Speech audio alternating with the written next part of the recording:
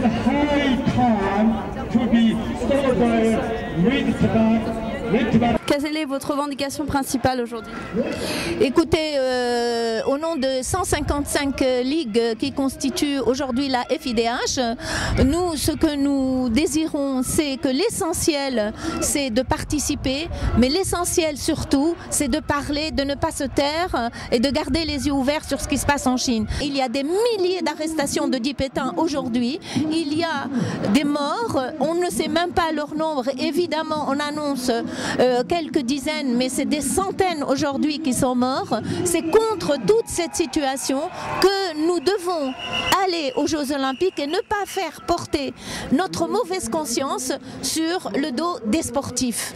C'est bien pour ça que nous disons aujourd'hui l'essentiel, c'est de ne pas se taire et de garder les yeux ouverts sur ce qui se passe en Chine. Aujourd'hui, il est du rôle de la France de boycotter le cérémonial d'ouverture pour envoyer un message fort et surtout pour engager l'Union européenne dont la présidence est dévolue à partir de juin prochain à la France. Il faut absolument que le politique se manifeste. Bon, à l'exemple de Angela Merkel qui boycotte la cérémonie d'ouverture des Jeux Olympiques, et c'est un signal fort. C'est ce type de signal que nous attendons à la fois des sponsors qui n'ont rien à perdre si aujourd'hui ils conditionnaient leur participation. Vous savez, j'ai appris récemment, il y a une politique en Chine qui prévaut, on dit aux familles de ne faire qu'un seul enfant. Donc ils ont imposé ça au Tibet.